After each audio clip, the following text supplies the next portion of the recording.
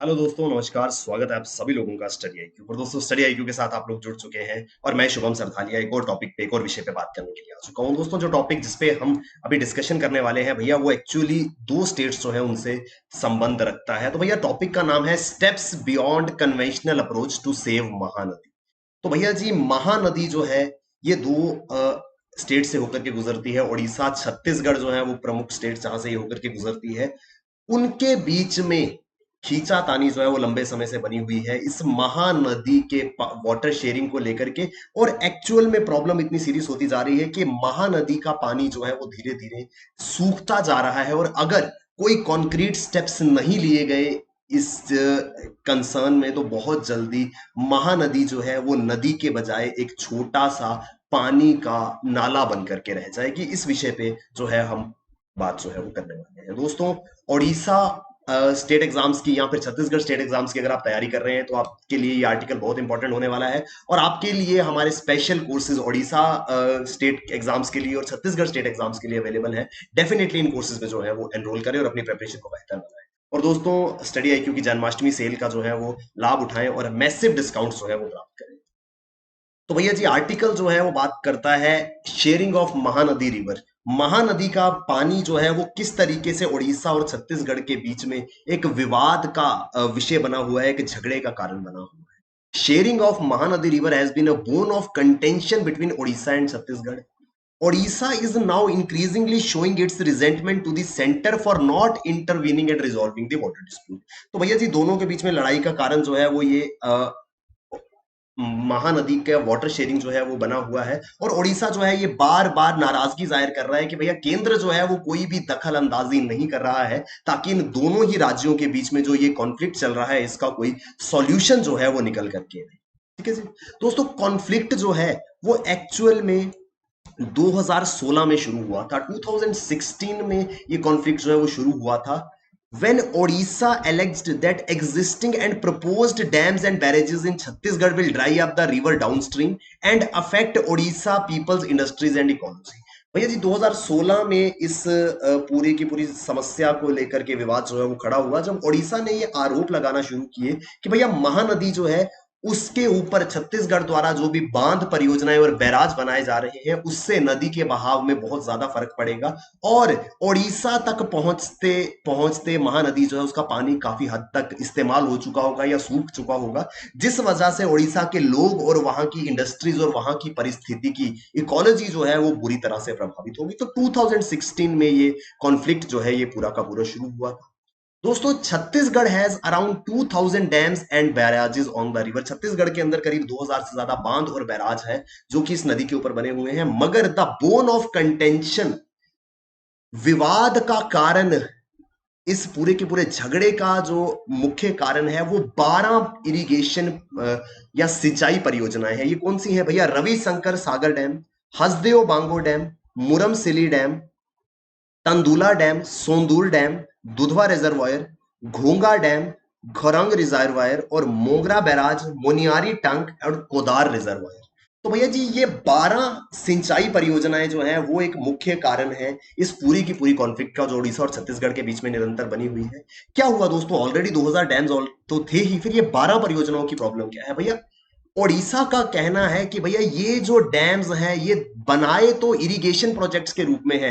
दिखाया तो ये जा रहा है कि ये प्रोजेक्ट्स जो बन रहे हैं ये सिंचाई में मदद करेंगे, मगर रियलिटी कुछ हो रहा है। असलियत ये है, वास्तविकता ये है कि ये सारे के सारे डैम्स जो हैं ये इंडस्ट्रीज को, उद्योगों की पानी की आपूर्ति के लिए जो है वो काम करेंगे। ऐसा जो है वो उड़ीसा का कहना है कि छत्तीसगढ़ में ये 12 नई बांध परियोजनाएं जो है वो आ रही हैं या बन रही हैं, इनका उद्देश्य जो दिखाया जा रहा है वो तो कहते हैं कि भैया ये सिंचाई में मदद करेगा, मगर असलियत में ये परियोजनाएं जो है ये उद्योगों को पानी की आपूर्ति जो है वो करेगी, जिस वजह से पानी जो है वो ओडिशा के इस्तेमाल के लिए कम बचेगा। दोस्तों, अगर विशेषज्ञों की माने, एक्सपर्ट्स के बारे, तो उनका कहना है कि छत्तीसगढ़ के पास ऑलरेडी 10% मोर कैचमेंट एरिया है महानदी का as compared to Odisha. Catchment area दोस्तों आप जानते होंगे जहां से एक नदी होकर के गुजरती है। तो विशेषज्ञ कहते हैं कि छत्तीसगढ़ ऑलरेडी 10% ज्यादा कैचमेंट एरिया जो है वो होल्ड करता है। अगर आंकड़ों को देखें तो भैया 30,000 मिलियन क्यूबिक मीटर पानी जो है उसका इस्तेमाल छत्तीसगढ़ में होता है, जबकि ओडिशा के अंदर मात्र 27,000 मिलियन क्यूबिक मीटर पानी जो है वो इस्तेमाल, यानी कि ऑलरेडी 10% का डिफरेंस आ रहा है। ऑलरेडी 10% पानी जो है वो छत्तीसगढ़ के पास ज्यादा था। ऐसे में छत्तीसगढ़ जब और परियोजनाएं ला रहा है तो ओडिशा का कहना है कि भैया हमारे यहां पर वाटर सप्लाई जो है वो बहुत ज्यादा hamper. Odisha apprehends that when all 2,000 dams and barrages in Chhattisgarh will start operating together, Mahanadi will be converted into an elongated pool with a storage potential of 829 million cubic metres. दोस्तों 30,000 million cubic metres या 27,000 million cubic metres के जगह पर मात्र 829 million cubic metre जो है वो पूरा का पूरा ये जलाशय जो है वो रह जाएगा, ऐसा मानना है ओडिशा का। ओडिशा कहता है कि भैया जब छत्तीसगढ़ के 2000 डैम्स और बैराजेस ने काम करना शुरू कर दिया, ओडिशा के हिस्से में मात्र 829 मिलियन क्यूबिक मीटर पानी रह जाएगा, जो पहले 27,000 है। यानी कि एक बहुत बड़ा डिक्रीज जो है वो वाटर शेयर में ओडिशा के है। ठीक है जी। अब दोस्तों इस समस्या को लेकर के एक राजनीतिक विवाद जो है वो बना हुआ है। राजनीतिक विवाद क्या है वो भी समझते हैं। दोस्तों समस्या क्या है कि ओडिशा और छत्तीसगढ़ दोनों ही राज्य ऐसे हैं जहां जिनके बीच में ये पॉलिटिकल मुद्दा भी जो है वो बना हुआ है। उसके पीछे रीजन है कि भैया दोनों ही राज्य जो है वहां पर अलग अलग राजनीतिक दलों का शासन जो है वो मौजूद है। दोनों ही स्टेट्स जो है वहां पे अलग अलग पॉलिटिकल पार्टीज जो है वो रूल करती हैं। इस वजह से दोनों ही गवर्नमेंट जो है वो क्लेम करती है कि भैया हम अपने एंड पर मैक्सिमम पॉसिबल एफर्ट कर रहे हैं कि इस नदी को बचाया जा सके, इसके पानी को कंजर्व किया जा सके, लेकिन दूसरा स्टेट जो है वो कुछ नहीं कर रहा है। यानी कि ब्लेम गेम जो है वो चल रहा है। यहाँ दोनों स्टेट्स अपने अपने एंड पे कहती हैं कि भैया हम जो है वो बेहतरीन तरीके से इस पूरे के पूरे मसले में महानदी के पानी को जो है वो कंजर्व कर रहे हैं, महानदी को बचाने की कोशिश कर रहे हैं, लेकिन दूसरा स्टेट जो है वो कुछ नहीं कर रहा है, जिस वजह से प्रॉब्लम जो है वो खड़ी हो रही है। तो पॉलिटिकल डिस्प्यूट दोनों के बीच में बना हुआ है। इस पूरे के पूरे कॉन्फ्लिक्ट के बीच में जो एनवायरमेंटलिस्ट हैं, जो कंसर्न्ड सिटीजंस हैं और सिविल सोसाइटी ऑर्गेनाइजेशंस हैं, भैया जो पर्यावरणविद हैं, यानी कि जो एनवायरमेंट से संबंध रखते हैं, जो यहाँ के संबंधित नागरिक हैं, और सिविल सोसाइटी ऑर्गेनाइजेशन जो है उनका कहना है कि भैया दोनों ही राज्यों के बीच में ये राजनीतिक ये पॉलिटिकल कॉन्फ्लिक्ट जो है उसके चलते किसी के साथ भी इंसाफ जो है वो नहीं हो रहा। दोनों ही states are neither doing justice with their people nor with the river. ना ही लोगों को इंसाफ मिल पा रहा है और ना ही नदी के साथ में कुछ इंसाफ हो रहा है, ऐसा कहना है वहां के लोकल लोगों का। यानी कि पॉलिटिकल इंटरेस्ट और पॉलिटिकल खींचातानी के बीच में नदी और वहां के लोग जो हैं उनके इंटरेस्ट कहीं ना कहीं जो है वो इग्नोर होते जा रहे हैं। ठीक है जी।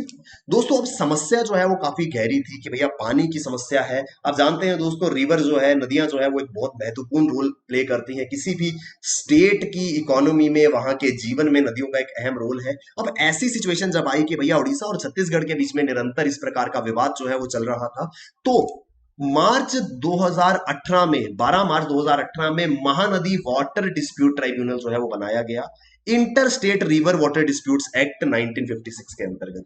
तो भैया जी अंतरराष्ट्रीय नदी जल विवाद अंतरराज्यीय नदी जल विवाद अधिनियम 1956 के तहत महानदी जल विवाद न्यायाधिकरण जो है उसको बनाया गया, ट्राइब्यूनल जो है वो बनाया गया, ताकि महानदी के पानी के ऊपर जो डिस्प्यूट जो विवाद चल रहा है उसको सुलझाया जा सके। विवाद जो है वो उड़ीसा और छत्तीसगढ़ के बीच में चल रहा था। ये ट्राइब्यूनल जो है वो 2018 में बना। इस ट्राइब्यूनल से उम्मीद की जा रही थी कि भैया जी 2021 मार्च 2021 में ये अपनी रिपोर्ट जो है वो सबमिट कर देगा। 2018 में ट्राइब्यूनल बना था और उम्मीद थी कि 2021 में ये अपनी रिपोर्ट जो है वो सबमिट कर देगा, मगर due to some unavoidable reasons it could not be done within the given time. ऐसा सरकार का कहना है, ट्राइब्यूनल का स्टेटमेंट आया कि भैया कुछ अनअवॉइडेबल रीजंस के कारण ट्राइब्यूनल जो है वो समय रहते अपना जो डिसीजन है वो नहीं दे पाया। यानी कि 2018 में ट्राइब्यूनल बना, 2021 में रिपोर्ट आनी थी, उसका डिसीजन आना था, लेकिन आ नहीं पाया। और अब हाल ही में जल शक्ति मंत्रालय ने ये कहा है कि भैया अब 11 मार्च 2023 को जो है वो इसका डिसीजन आएगा, यानी कि करीब 2 साल का समय अभी इसमें और लगेगा। अब दोस्तों प्रॉब्लम ये है कि 2 साल के समय में जो पर्यावरण का नुकसान होगा या फिर जो रिवर को प्रॉब्लम्स आ सकती हैं, जो उसके पानी के सूखने की समस्या है वो शायद बहुत ज्यादा बढ़ जाएगी। तो भैया जी, ट्राइब्यूनल के डिसीजन का वेट करते करते शायद पर्यावरण को काफी मात्रा में नुकसान जो है वो हो चुका होगा। यहां पर दोस्तों साथ ही साथ माइंस है, पावर प्लांट्स और इंडस्ट्रीज है, उनका क्या प्रभाव पड़ता है? दोस्तों ये दोनों ही राज्य ऐसे हैं जो माइनिंग और इंडस्ट्रियलाइजेशन को बहुत ज्यादा बढ़ावा देते हैं, क्योंकि दोनों का मानना है कि अगर विकास करना है, अगर डेवलपमेंट करना है, तो भैया जी यहाँ पे माइनिंग की जरूरत है, इंडस्ट्रियलाइजेशन की जरूरत है। और जब इंडस्ट्रियलाइजेशन के लिए कॉर्पोरेट हाउसेस को यहाँ पे इनवाइट किया जाता है कि आइए छत्तीसगढ़ में या उड़ीसा में आकर के इंडस्ट्री सेट कीजिए, तो यहाँ का जो इसको हम कह सकते हैं कि भैया मेजर अट्रैक्शन जो उनको दिखाया जाता है वो कहा जाता है भैया महानदी। तो इंडस्ट्रियलिस्ट से कहा जाता है कि भैया आइए, आप छत्तीसगढ़ वाले कहते हैं कि छत्तीसगढ़ में इंडस्ट्री लगाइए, उड़ीसा वाले कहते हैं आप उड़ीसा में इंडस्ट्री लगाइए। क्यों? क्योंकि भैया हमारे पास यहाँ महानदी का सरप्लस पानी है। ठीक है जी, काफी मात्रा में हमारे पास पानी मौजूद है, इंडस्ट्री के लिए पानी की आपको कभी समस्या ही नहीं आएगी। तो दोनों ही स्टेट्स जिस पर्टिकुलर पॉइंट को प्रमोट करके अपने यहां पर इंडस्ट्रियलाइजेशन को बढ़ावा दे रहे हैं, वही जो है पॉइंट जो है वो कंसर्न बना हुआ है, वही मुद्दा जो है वो समस्या बनी हुई है। यहां पर काफी सारे थर्मल पावर प्लांट्स हैं, और जितने भी थर्मल पावर प्लांट्स हैं, they not only use significant amount of water but also generate heat and pollution, resulting in drastic reduction in agriculture production. Thermal power plants जो हैं वो यहां पर मौजूद हैं, और ना ही केवल वो पानी का उपयोग करते हैं, साथ ही साथ बहुत ज्यादा गर्मी और प्रदूषण भी पैदा करते हैं, जिससे एग्रीकल्चर प्रोडक्शन जो है वो कहीं ना कहीं हैम्पर हो रही है। इनसे फ्लाई ऐश निकलती है जो कि थाउजेंड्स ऑफ हेक्टेयर लैंड के ऊपर आकर के गिरती है, और जिससे भूमि जो है वो बंजर हो जाती है, लैंड जो है वो बैरन हो रही है, पानी की समस्या आ रही है, एग्रीकल्चर को नुकसान इससे हो रहा है। ठीक है जी। उसके अलावा क्या हुआ दोस्तों, 2017 समर्स में, गर्मी के समय में, छत्तीसगढ़ सरकार ने एक सर्कुलर जो है वो जारी किया, जिसमें किसानों को कहा गया कि भैया रैबी की कल्टीवेशन नहीं करनी है। क्यों? क्योंकि वाटर स्केर्सिटी है। उनसे कहा गया कि भैया रैबी क्रॉप जो है उसको ना उगाएं, क्योंकि पानी जो है वो पर्याप्त मात्रा में मौजूद नहीं है। तो किसानों को खेती बाड़ी करने से, फसल उगाने से रोका जा रहा है, लेकिन ऐसी कोई भी डायरेक्शन इंडस्ट्रीज को नहीं दी गई। भैया अगर पानी की कमी है तो इंडस्ट्रीज को भी ये डायरेक्शन देना चाहिए। तो काफी सारे कंसर्न जो है इस पूरे के पूरे मुद्दे के आसपास जो है वो, ठीक है जी। लेकिन दोस्तों अभी वे फॉरवर्ड क्या है? अभी देखा जाए तो महानदी कन्फ्लिक्ट जो है वो अभी बडिंग स्टेज में है, अभी नवोदित अवस्था में है, यानी कि इनिशियल स्टेज में है। इसको यहीं पे सॉल्व किया जा सकता है। अदरवाइज नर्मदा और कृष्णा और कावेरी वाटर डिस्प्यूट्स की तरह काफी लंबे समय तक ये खींच सकता है। इस वजह से जरूरत है कि अभी के अभी इस मसले को हल करके, इस पे चर्चा करके इसका सॉल्यूशन जो है वो निकाल लिया जाए।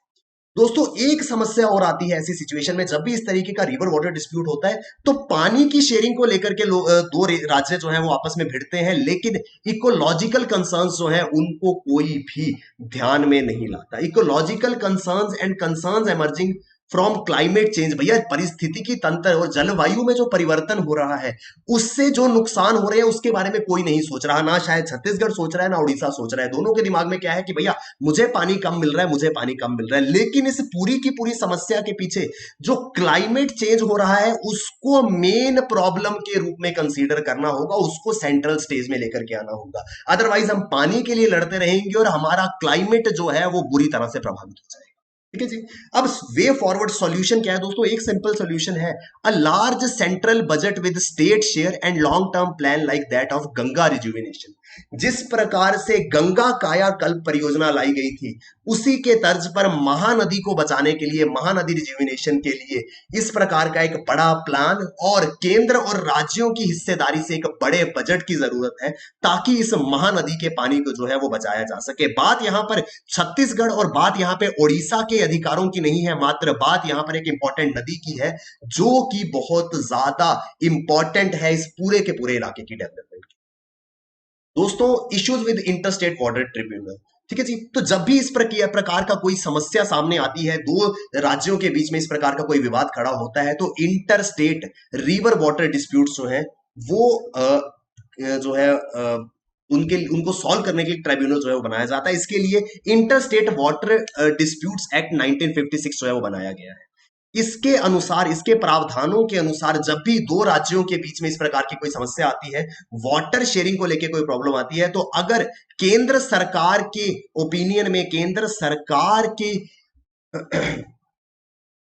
नजर में इसको सुलझाने के लिए एमिकेबली बातचीत से इसका हल नहीं निकल रहा, तो भैया जी इंटर स्टेट वाटर ट्रिब्यूनल जो है वो बनाए जाते हैं। ये ट्रिब्यूनल जो है वो दोनों या दो से ज्यादा राज्यों के बीच में इस प्रकार की समस्याओं को जो है वो हल करते हैं। काफी सारे वाटर ट्रिब्यूनल जो है वो बनाए गए हैं, जैसे रावी और ब्यास नदी के ऊपर ट्राइब्यूनल बनाया गया जो कि पंजाब, हरियाणा और राजस्थान के बीच में है। नर्मदा का ट्राइब्यूनल जो है, नर्मदा वाटर ट्रिब्यूनल जो है मध्य प्रदेश, गुजरात, महाराष्ट्र, राजस्थान से है। इस तरीके से ये सारे के सारे ट्राइब्यूनल जो आपको स्क्रीन पे दिख रहे हैं, ये भैया समय समय पर बनाए गए ताकि इंटर स्टेट डिस्प्यूट्स को जो है वो हल किया जा सके।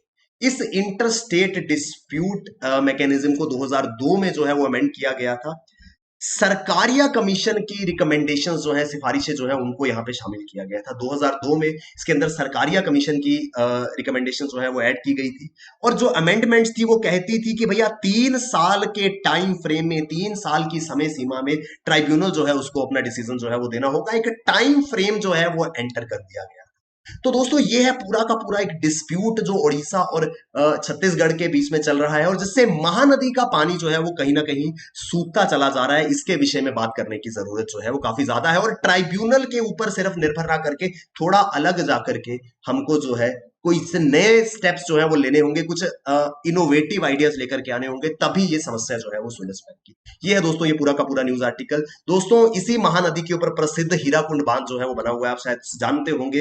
हीराकुंड महानदी के ऊपर हीराकुंड डैम जो है वो बना है, जो कि संबलपुर जिले से, उड़ीसा के संबलपुर जिले से करीब 15 किलोमीटर की दूरी पर है। ये विश्व का सबसे लंबा डैम है। ठीक है जी, ये याद रखिएगा, हीराकुंड डैम जो है विश्व का सबसे लंबा डैम है, और 55 किलोमीटर लंबी जो है इसके लिए रिजर्वायर, झील, जलाशय जो है वो बनाया गया है। ये आजादी के बाद हिंदुस्तान का सब one of the initial multipurpose river project था। मल्टीपर्पज दोस्तों, इससे मल्टीपर्पज प्रोजेक्ट वो होता है जिससे बिजली भी बनाई जा सके, एग्रीकल्चर में इरिगेशन के लिए जो मदद कर सके, और फ्लड कंट्रोल कर सके, तो अलग अलग चीजें जो एक साथ में कर सके उसको मल्टीपर्पज प्रोजेक्ट कहते हैं। तो हीराकुंड डैम जो है वो देश की आजादी के बाद बनने वाली बहुउद्देशीय परियोजनाओं में प्रमुख जो है वो माना गया था, और ये हीराकुद डैम जो है वो महानदी के ऊपर ओडिशा में स्थित है। आई होप दोस्तों हमको ये आर्टिकल जो है वो समझ में आया होगा। ओडिशा या छत्तीसगढ़ अगर आप स्टेट एग्जाम्स की तैयारी कर रहे हैं तो हमारे बेहतरीन कोर्सेज आपके लिए मौजूद हैं।